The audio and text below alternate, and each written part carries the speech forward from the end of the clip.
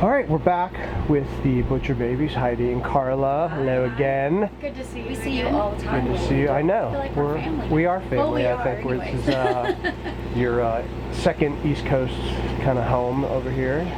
You've made lots of friends and second family over here. You know, it's so fun. We were talking today about how many times we've been to Pittsburgh, and I think it's almost in the double digits. I was gonna say, it's got to be close to like somewhere between like 12 to 15 easily. Yeah, we've been parked at the same mall here in Pittsburgh about at least 4 times in this tour, and had our days off in Pittsburgh. So. Yeah, we love the same mall. It's fun. Yeah, we love it. Yeah, excellent. You guys, as always, had an excellent run. You're here on your second album, even though it feels like you've done more, even though you have an EP.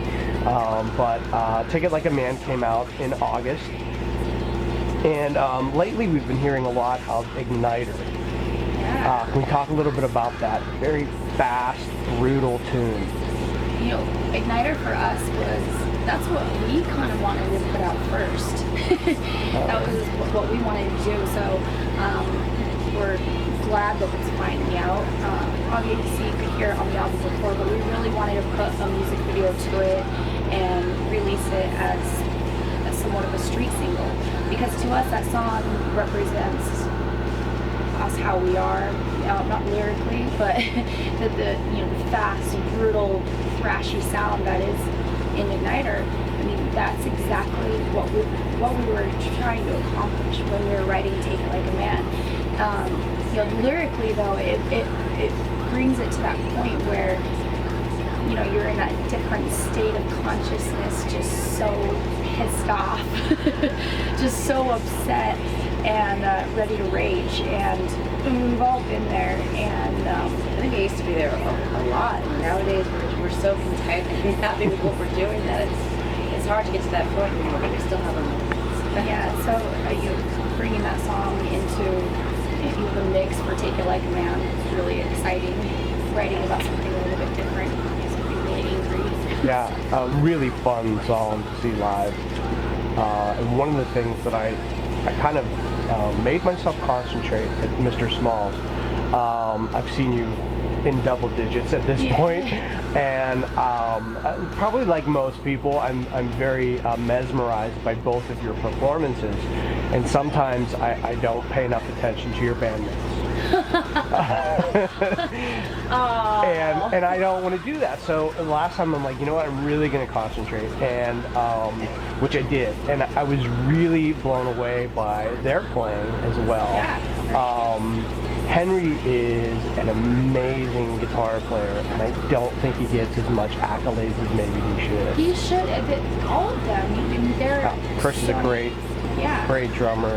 James is a great bass player. We got incredibly lucky. The band has been the same members since the very beginning, and at first when we were calling around trying to find people, to audition.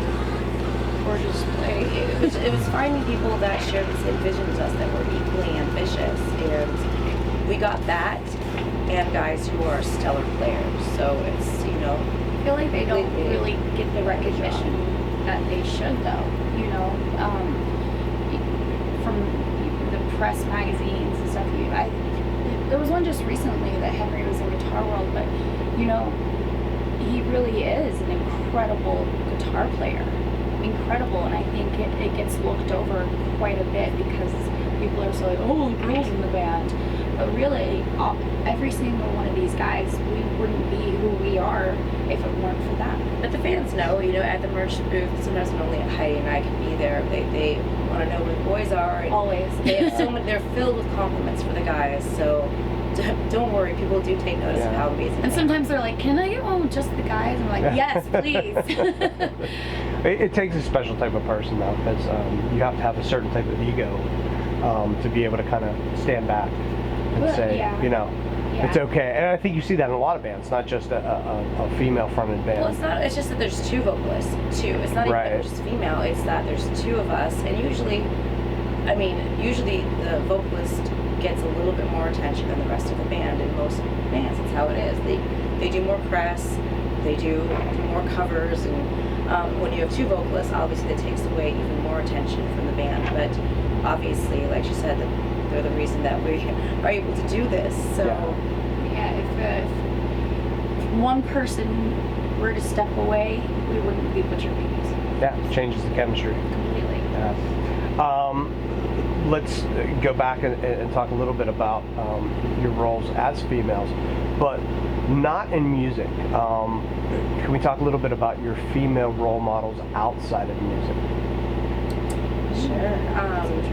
Josephine Baker was a big role model for me. She was a very eccentric woman, African American, and she really she adopted many children. She had her own little rainbow tribe. Before Angelina Jolie had her rainbow tribe of kids, Josephine Baker did it, and she was just, made quite a name for herself and overcame a lot of barriers as an African American woman. So I've always idolized her. I think she's a great woman. She was a great woman.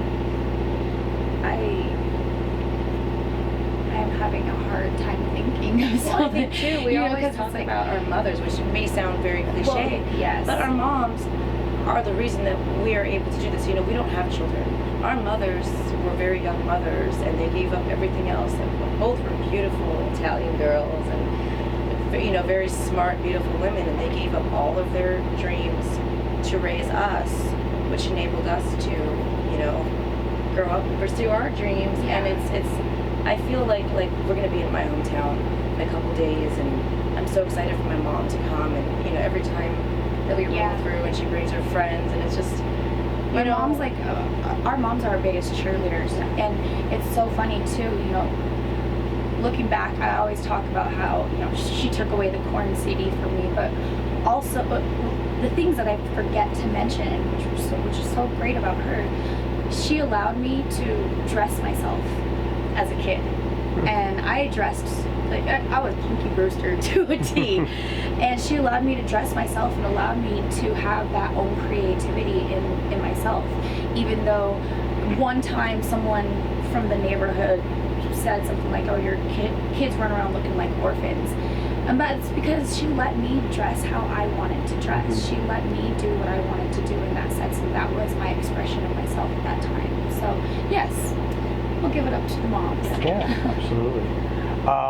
Let me ask you another tough question. Now that you've been in the business for a while, what do you think is the biggest mistake that you guys have made so far? I don't think that I don't think that we've necessarily made a mistake. I think that everything that you do becomes some of who you are. Everything is important. Everything is babysitting. You can learn. But I don't regret anything. I really don't. And even in my personal life too, I don't regret anything, because every single thing that we've done as a band or as in our personal lives have created who we are today and made us the people that we are today. And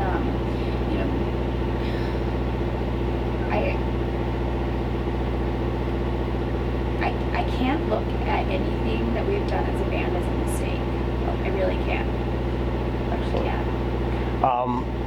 Do you guys have any pet peeves on the road with your bandmates, with other bands, with journalists that we can discuss? I think one pet peeve I have with journalists is bringing up nipple tape from It's such a dead years horse. ago. We literally wore that attire for Like 6 or 8 months. 6 months, and that was shows on the Sunset Strip. Not even a tour. Right. We never even did a tour like that. Such a dead issue, and we've done so many amazing things beyond that, and really built a name for ourselves. And I wish people would concentrate on what's going on right now, rather than what's going on, Or what was going on back then. And pet peeves as far as band members, it's just everybody has a day where they're annoyed by somebody, but part of being in a band and surviving in a band is learning how to deal with people around you and accepting them for who they are, and knowing that that person's going to act like that on this day, or this person's going to do this, and walking away from a situation if it annoys you, or understanding that's your friend, that's how they are. I think more so than anything, after all these years of touring together, I think that the things that initially bothered me about different people, I see it now as endearing. Okay. Yeah. So, you know, it's like if people make these little sounds, like chewing with their mouths open or something like that, it's just like, oh, I know who that is. Yeah. It's endearing now more so than annoying. It's not me. Whereas back in the day, if I heard that, I would just, what the hell? Yeah. You know, so we've really learned how to, you know, take each other's good and bad qualities and live with it. Heard some excellent news the other day that you were going on tour with Cradle of Filth. Yes. So excited. That has to be pretty cool. I mean, Yeah, and they haven't been here in years. A long time. Yes, long time. we're incredibly honored to have been chosen as, you know, direct support for that tour. It's going to be really fun. We're playing some beautiful venues that we've never played before on it, hitting some really great markets, and we're really pumped. And It'll be a fun tour. yeah, one thing we're doing, we have a whole new show for that tour too. Cool. So yeah, we've already started planning for it.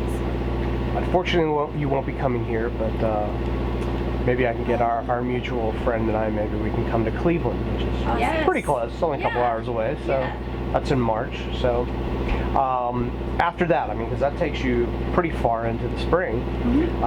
Any thoughts after that? Any thoughts of your own tour? We're Or not sure what's going to happen yet. So our agency and manager are working on it, and when we know, we'll know. all right, We're well, hoping Europe because you know, yeah. we've been through the U.S. several times in the past couple months, so going back to Europe is really important for us, and so we'll see. Yeah. We'll see what happens. Yeah. Go hit the European festivals, and then it's time to make another record. Not yet.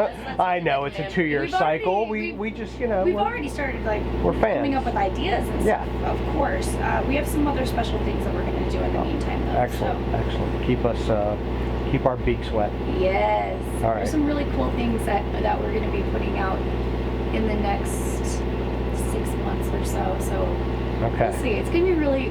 We have a lot of tricks up our sleeves. All right, that's what we're lately. trying to get to. All right, excellent. Thank you as always for your time. Very much appreciated. Look forward to the course, show thank you. tonight. Thank you. Thanks. All right.